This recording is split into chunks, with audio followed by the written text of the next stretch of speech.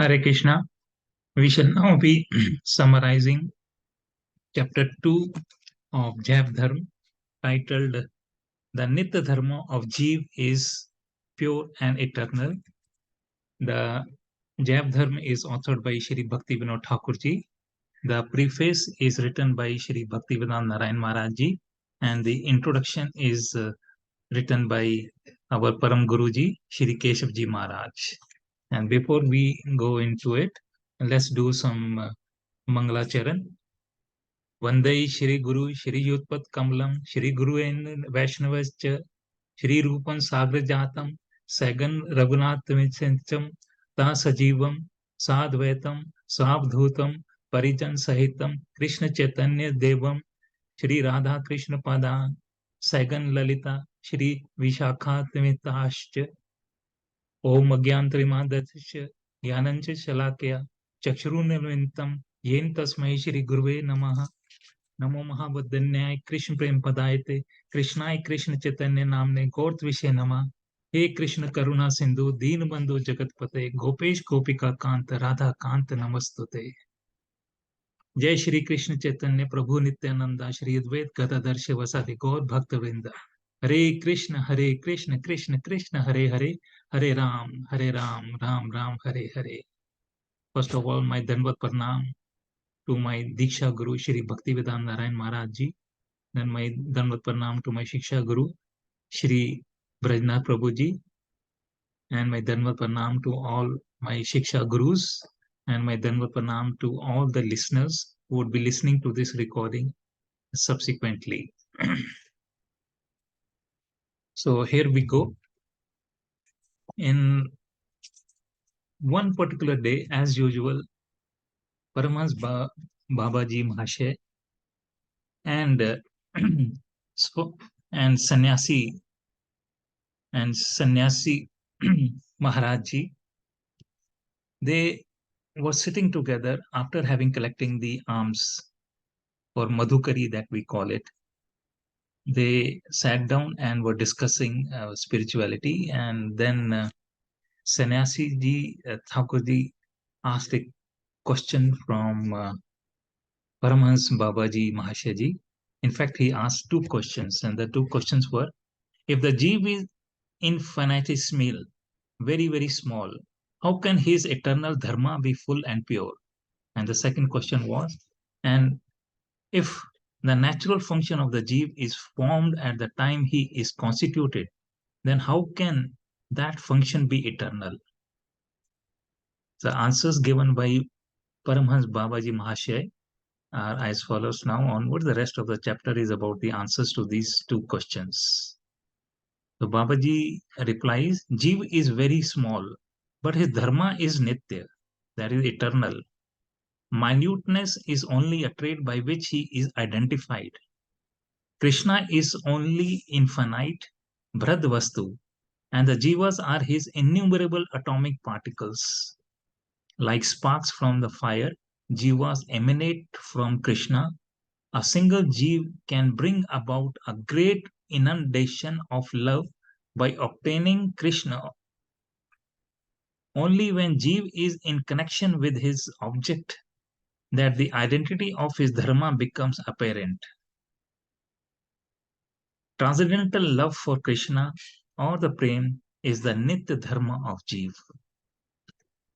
Babaji further says, Jivas exist in two conditions, Shuddhavastha, that is pure liberated state, or Bhaddhavastha, conditioned state. In the liberated state, the Jeev is completely spiritual, Chinmaya, and has no connection with mundane matter. However, even in the liberated state, the Jeev is very small. It is infinitesimal entity. As long as Jeev is pure, his dharma displays its spotless character. However, when he is contaminated by the involvement with Maya, his true nature is perverted and he becomes impure and oppressed by mundane happiness and distress. The gross and subtle bodies then cover his pure constitutional identity, And as a result, a different egoism emerges in the subtle body, that is Ling Sarir. When Jeev identifies with subtle body, his original pure egoism of being servant of Krishna is covered and thinks he can enjoy the fruits of his own actions.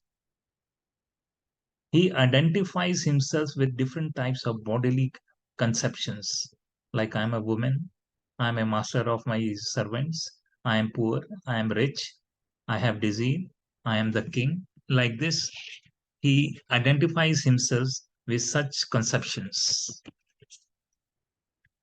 Then his constitutional function becomes perverted, and this is not prem. It becomes happiness and distress, attachments, pleasures of eating, drinking, and contact with sense objects. Babaji says, understand that Nitya Dharma of Krishna Prem manifests only in its pure state. The Dharma that arises in conditioned state is known as Namikta, circumstantial. Nitya Dharma is by nature complete, pure, and eternal. The unalloyed pure Vaishnav Dharma is depicted in Srimad Bhagavatam, and it is eternal religion. It is Nitya Dharma. We will be talking about Vaishnav Dharma a lot in times to come. Three types of Dharma are propagated in the world: Nitya Dharma, Namikta Dharma, or circumstantial Dharma, and Anitya Dharma, or impermanent religion. Anitya Dharma does not speak of existence of Ishwar or God, and does not accept eternity of the soul. Namikta acknowledges both but obtains mercy of Ishwar through provisional methods. Nitya Dharma does service of Bhagwanji through unalloyed prem. So Nitya Dharma is known in different countries by different names. Ideal example is Vaishnav Dharma as prevalent in India. It is taught by the Lord to the world and is spotless. It is in pristine state. Then Sannyasi Thakur acknowledges the excellence of Vaishnav Dharma as revealed by Sri Sachidananda. He then remembers Sankaracharya's monastic doctrine.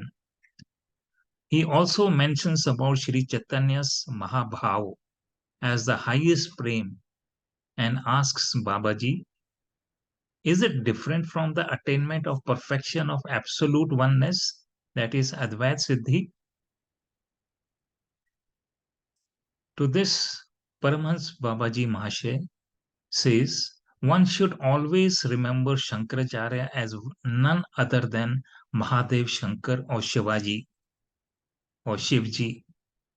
Shankar is Guru for the Vaishnavas, and Mahaprabhu referred to him as Acharya, spiritual Guru.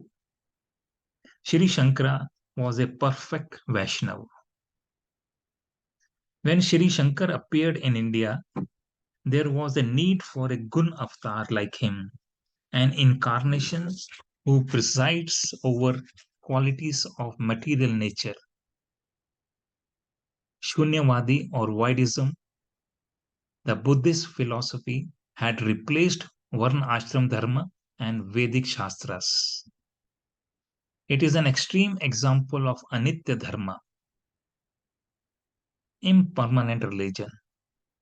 Vedic Dharma was abandoned by Brahmanas.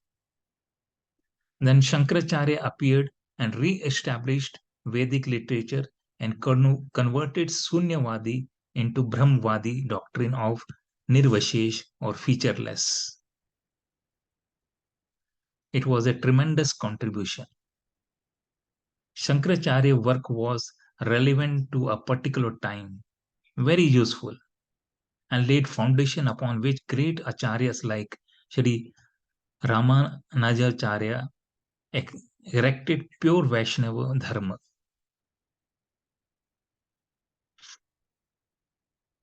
Shankaracharya and Vaishnavas, they agree up to a point that liberation or mukti entails giving up all connection with the material world.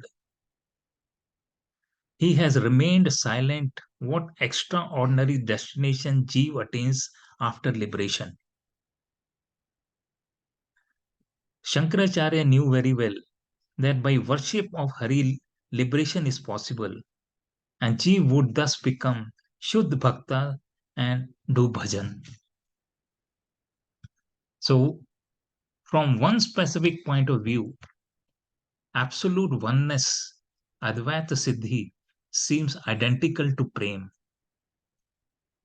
The ideology of Prem rests on eternal truth that Krishna has his own separate eternal existence and Jeev have their own eternal separate existence following his leadership or under his anugat. Under the leadership of Krishna Bhagwan Ji, the Jeev has his own eternal separate existence. The distinct presence of three separate ingredients, the relisher, the object of relish, and the act of relishing, is a fact. If all these three are same and one, then prem cannot be an eternal reality. Now, a little bit about the Mayavad. It has to be uh, deliberated a little bit more.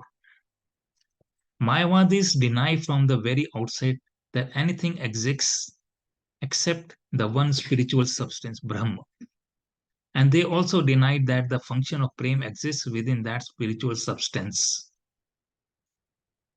They claim that Brahma is beyond the influence of Maya as long as it remains in a state of oneness, but that Brahma becomes overwhelmed by Maya when it becomes embodied and takes on various shapes in the form of jivas. Consequently, they believe that the form of Bhagwan is an illusory manifestation. In reality, though his form is eternally pure and constituted of concentrated consciousness, for this reason, they have concluded that prem and its various manifestations are illusory and that the knowledge of non dualism or Advaita Gyan is beyond the influence of Maya. Their mistaken conception of Advaita Siddhi or oneness can never be equated with prem. So this is a little bit about Mayavads. Mayavad is useless for understanding prem in any of its stages. This is what it was concluded. Sannyasi Thakur is convinced that Mayavad doctrine is most insignificant. And he said, after understanding this, that he will give away the Mayavad's sannyas dress which he was wearing. And to this, Paramahansa Babaji Mahashaya replies that about external dress, he says that dharma or spiritual function of heart becomes purified, the external dress will be set right easily and naturally. That is, after your heart is spiritually functioning, when it becomes purified, the external dress will be set right easily and naturally.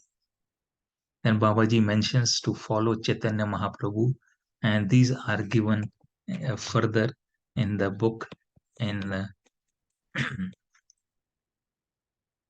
Shriman Mahaprabhu's Chaitanya Charitra Amrit, and it says, do not adopt Markat Vairagya, external monkey renunciation, simply to impress the general population. You should accept without attachment whatever sense objects are appropriate for maintaining your devotional practices and give up all material desires within your heart. Internally develop staunch faith in Sri Krishna and externally carry out your worldly responsibilities in such a way that no one can detect your inner mood If you act like this, Shri Krishna will very quickly deliver you from material existence. So that is a little bit more understanding what has been mentioned by in Chaitanya Charitra Amrit. Now, going further, Sanathi Thakurji then says that he has understood that unadulterated Krishna Prem constitutes the only Vaishnav Dharma. This love for Krishna is the Nitya Dharma of Jivas, and it is complete, pure, and natural. That is the title of the chapter. Nitya Dharma of Jivas, and it is complete, is pure, and natural. But what about various dharma that prevalent in different countries? Sannyasi Thakurji asks, how should he regard these different religions prevalent in different countries? To this, Paramhans Babaji Mahashaya replies,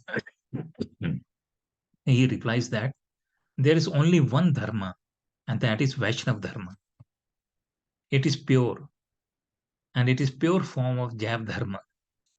The degree of Vaishnav dharma in any religion is measured by its purity. Babaji then gives an example of the question he had asked from a gathering where Sanatan Goswami, Jeev Goswami, then Rup Goswami ji, and other elevated Mahatmas were present. And Babaji had asked a question from Sanatan Goswami ji, and Sanatan Goswami ji then replied to that question. And Babaji had asked about what is Ishq? What is Ishq as used in Islam? Then Sanatan Goswami ji replied that Ishq is different. It is different in what is practiced and talked about in Islam. They do not talk about unadulterated prem to Bhagwan ji. They talk about mundane, material ishq or bodily ishq or love. And this was given example in Islam by Lala Majnu's story and the poet Hafiz. They do not talk about ishq as prem, as used in Vaishnav Dharma. In every scripture, in every what you call our shastras, the prem is related to love with Bhagwan Ji, Krishna Bhagwan Ji, impure love with Bhagwan Ji, and not the bodily love as is depicted in Islam. So it is different. So this is the reply given by Babaji for how the religions are practiced in other countries, in other faiths. And further in Islam, the topic was about Ruh or the soul. What is the difference between the two? In Vaishnav Dharma, soul is eternal. It is a pure relation with Krishna Bhagwan Ji, and it is a part and parcel of Krishna Bhagwan Ji. Like example is given about the sun rays. They are like the sun rays attached to the sun. Similarly, the Jeev is also attached to Krishna Bhagwan Ji. So soul is that, but not that in Islam. In Islam, it is related to the material body. Ruh is certainly a soul, but it is related to the material body, nothing beyond that. So that is the difference between the Ruh and Ishq in Islam and in Vaishnav Dharma. Sanatan Goswami further says that he has not seen unadulterated love for Krishna taught in any other religion, whereas Krishna Prem description is common throughout the teachings of Vaishnav Dharma. In Srimad Bhagavatam, Krishna Prem is described as Rojita Kavitva Dharma. This Srimad Bhagavatam propounds the highest truth from which all pretentious religiosity has been rejected. Nonetheless, Ratam Goswami says, I have full faith that Sri Chaitanya Mahaprabhu was the first to give unalloyed Krishna Prem. Sanatan Goswami says, if you have faith in my words, you may accept this conclusion that unalloyed Krishna Prem was first given by Sri Chaitanya Mahaprabhu. Then Paramahansa Babaji Maharaj then prepared to answer the second question of Sannyasi Thakur. I will just read out the second question of Sannyasi Thakur, and it is, and if the natural function of the Jeev is formed at the time he is constituted, how can that function be eternal? So, reply to this is given by Babaji. He said that time in spiritual world is eternal. There is no past and future, but only present time in the spiritual world. And this is called Chit Kala or spiritual time, as contrast to material time or Jadiya Kala in the material world. The Jeev and Krishna exist in that spiritual time. So the Jeev is eternal and ever existing. Now it is time to read a little bit more about this second question as given by Babaji. So I will just read it out for you. So it says the functions of creation, formation, and falling take place under the influence of material time, and they are used to describe the Jeev after he is bound in this material world. However, even though the Jeev is very small, he is an eternal spiritual entity, and his fundamental constitution existed before he entered this material world. I repeat this sentence. Even though the Jeev is very small, he is an eternal spiritual entity, and his fundamental constitution existed before he entered this material world. Since past and future do not exist in the spiritual world, whatever occurs within that spiritual time frame is eternally present. Therefore, in reality, the Jeev and his constitutional function are both ever present and eternal. I have explained all this, he says, to you in words, but you can only understand their true meaning to the extent that you have realized and experienced the unalloyed spiritual realm. Babaji says, I have just given you a glimpse. You should try to realize the meaning of what I have said through Chit Samadhi or spiritual meditation. You will not be able to understand these topics through mundane logic or by debate. The more you can free your faculty of experience from material bondage, the more you will be able to experience the spiritual domain. First, Babaji says, you should cultivate the realization of your pure spiritual identity and practice chanting Shri Krishna Nam purely. Then your spiritual function, known as Jaiv Dharm, will be clearly revealed. Spiritual realization and experience cannot be fully purified by the eightfold yoga system known as Ashtanga Yoga or Brahm Gyan by cultivating knowledge of the all-pervading featureless Brahm.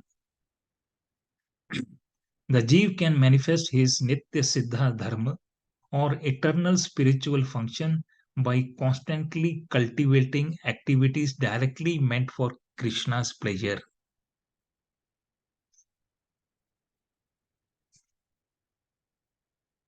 Further, Babaji says, you should constantly practice chanting Harinam with great enthusiasm.